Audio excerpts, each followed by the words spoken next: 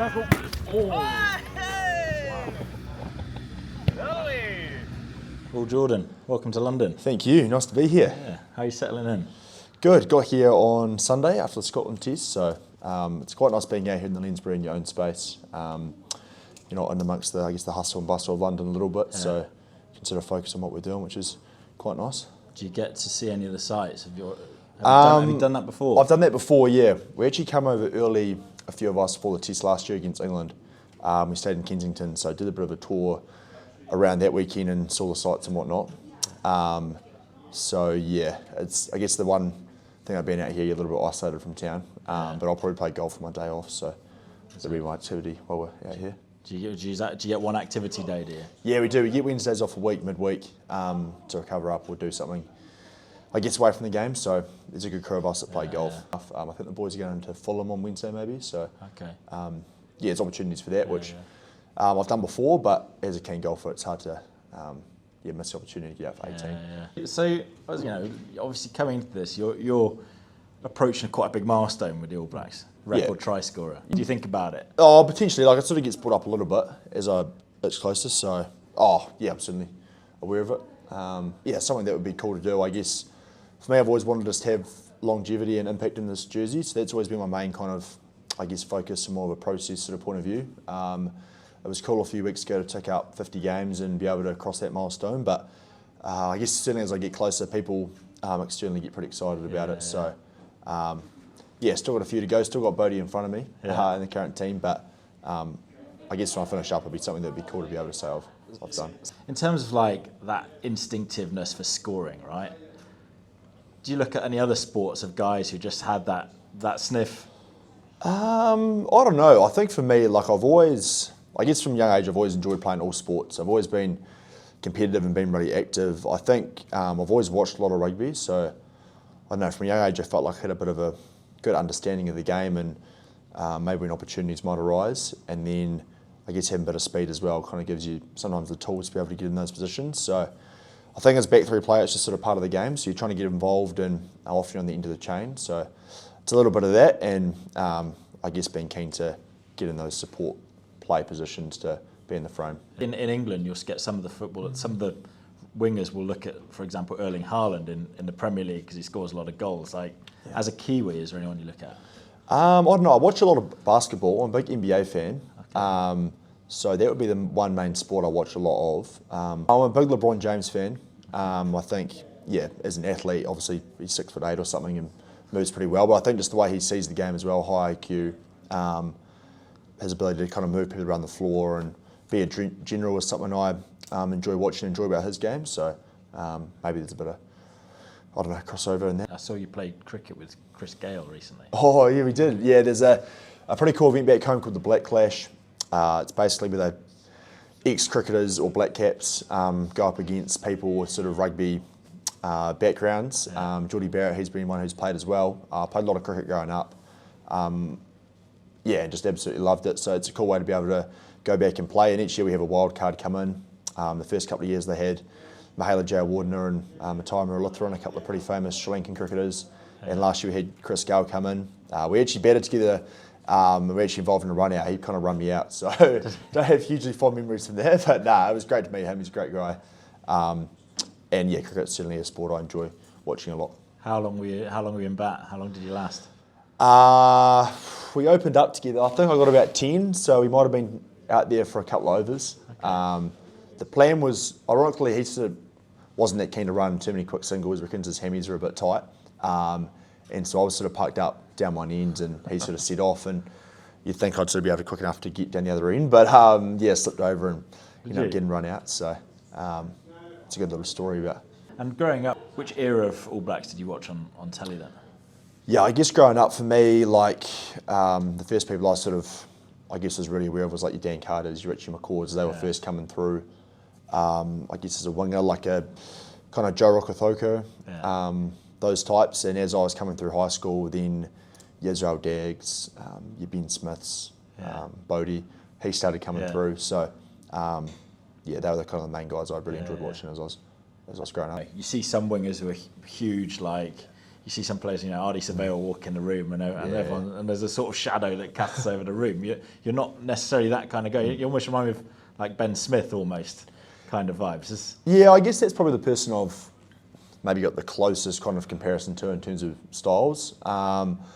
Yeah, certainly not the biggest guy. I guess maybe a bit of a glider rather than any sort of really hot stepping. But yeah, I guess going between fullback and wing, you try to be well-rounded in your game. And that's what I've tried to do. And I guess just try and have impact where you can. I'm not necessarily going to run over people. So sometimes it's running around, sometimes it's just being in the right spot to link ups.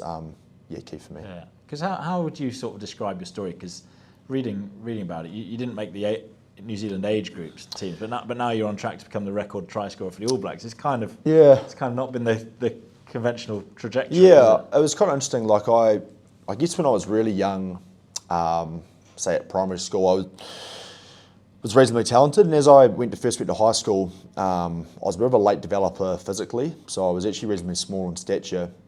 So through kind of the middle years of high school, I actually started playing halfback, and actually first made the first 15 as a halfback in year 12 back home when I was sort of 17 years old. And it wasn't until my last year at school I moved back to fullback. And that sort of coincided as I grew a little bit, got a bit taller and got a bit quicker. Had a decent year in the first 15, the year at Christchurch Boys, but like you say, didn't make the New Zealand secondary schools. So kind of went to the Crusaders kind of pre-academy they had, which wasn't their sort of full academy you could go into, and just tested the waters. Went to university at University of Canterbury and was studying law and commerce. And my first year out of school, I guess that was when I sort of started to make a bit of a jump. Had a good under-19s for Canterbury, and then I guess the big start for me was really the under-20s World Championship over in Georgia. I made that team. We had a really good team that ended up winning the final, I think by maybe 40 points. And off the back of that, made the Crusaders the next year, and then a year after that, the ABs. So I guess it was a bit of a slow journey up until the end of high school, and then those first couple of years, probably as I grew a bit physically, that it sort of started to catch up and kick on. So you'd started studying law and commerce at uni, had you? I did, yeah. So I started off doing that back in 2016, so what's that, about 10 years ago now.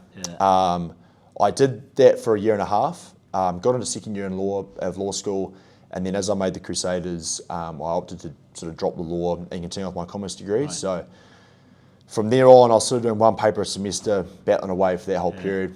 I actually finished my degree after 9.5 years in July this year. Really? So it was good to be able to, my commerce degree, thank you, It was a bit of a weight off the shoulders, to be fair. But all the guys from Freshers Week. It was a bit, I don't know, it was strange, but as I lined up for the graduation, I was thinking, certainly older than most people who are here, and most people I started with had finished 6 or 7 years ago. But I guess on a more serious note, like I kind of was proud for being able to stick through that, and don't know if I necessarily ended up using that degree, but it was something that I was keen to push through and get. So cool thing to be able to say I've done outside of rugby as well. What was the plan when you started a law degree then?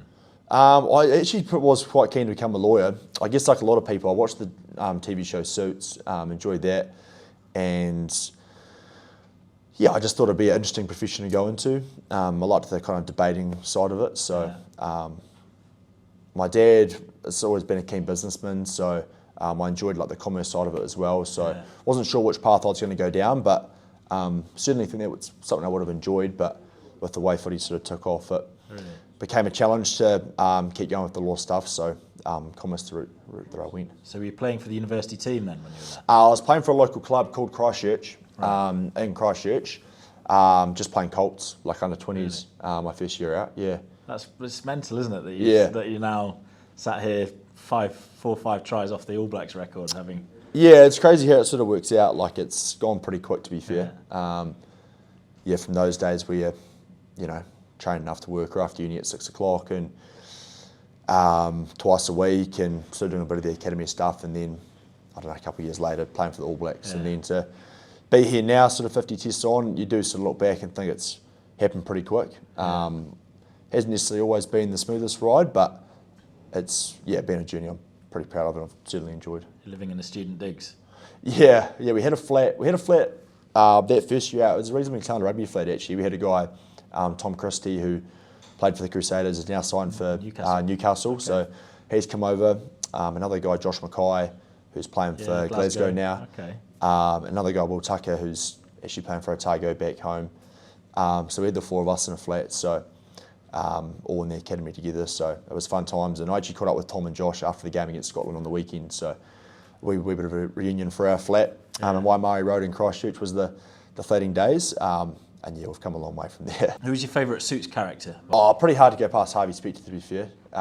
Yeah, pretty smooth operator. And you keep talking, I'm going to start billing you. And my time runs $1,000 an hour. Yeah. And just in terms of the All Blacks now, I mean, like you grew up watching them at a time where they won everything, winning the World Cups. You know, they're always the favourite for the World Cup. How do you see their place in? How do you see the rugby ecosystem now and the place of the All Blacks? Yeah, I think to start with the All Blacks, like, there's certainly a pretty strong legacy there of being a great team. And as I grew up, it was pretty dominant winning those World Cups. So I think, the rugby landscape's probably changed a little bit around how many teams are, you know, truly really competitive in world rugby at the moment. Like any of those top sort of 10 teams can tip each other up on their day. And that's something we've found over the last probably 5 or 6 years is around the amount of competition you get and how you got to be on your best each day to come away and get a result. We saw it in the weekend's games on the weekend with Italy beating Australia. Obviously us and Scotland very tight. Fiji taking England close. So for us, we know, we've got to turn up every week and be at our best to get a result. And I guess it's exciting about the challenge that World Rugby brings at the moment. And certainly England at Twickenham will be a huge test of that. And just in terms of like this, the All Blacks, you know, the kind of the recognition they have as a team around the world. What are the most surreal moments you've had as an All Black? I mean, there's some pretty cool opportunities you get. Like, I think in recent weeks, a couple of weeks ago, we were hosted by the Chicago Bulls at the NBA. Some of the people you get to meet, we had Idris Elba and Taika Waititi come into a little club rooms thing we have a few years ago. So, I don't know, the opportunities you get to meet people and experience different things is pretty surreal. Yeah. It's definitely one great perk of the job, and the chance to travel the world with your mates is pretty special as well. He's a rugby fan, isn't he, Idris Elba? He is, yeah, he came in. We had who else we had? We had the Chase. We had, what's the guy's name from the Chase? The Dark Destroyer. He's come in a few times. He's a big rugby fan. There's, particularly over in the UK, you get a lot of people who are rugby fans. So in Chicago a few weeks ago, you're a little bit more unknown, but certainly once you're over this side of the world or South Africa, the All Blacks are well known, and you get some cool opportunities through that. Yeah, and just one little social media game. We do it with it's like called Winner Stays On. So I name fullbacks. Sweet. And you gotta say which one you prefer. Okay. And then we carry on. Damien Villemze or Blair Kinghorn? Tough start. I swapped jerseys with Blair Kinghorn on the weekend. I think he's a good player, so I'll go Blair. Blair Kinghorn or David Niniashvili? I'll go Blair. Blair Kinghorn or Hugo Keenan? I'll stay with Blair. Blair Kinghorn or Tom Wright? I think Tom Wright was playing very well before his injury, so I'll go Tom Wright. Tom Wright or Thomas Ramos? Ramos is a good player. I enjoy his kicking game. I'll go Ramos. Thomas Ramos or Israel Folau? Israel Folau, he was pretty handy, yeah. Israel Folau or Israel Dag? I'm good mates with Daggy, so I have to go Israel Dag. Israel Dag or Ben Smith? Oh, jeez, it's putting... I'll just see how Daggy's in town. I'll go Ben Smith. Ben Smith or Christian Cullen? Christian Cullen, tough to beat. Yeah, certainly. I think they go to our position. Is he? Yeah. Well, from a New Zealand point of view anyway. Yeah. Nice one. Awesome. Cheers, Will. Thank you. Mate. Cheers, Thank mate. You. Cheers.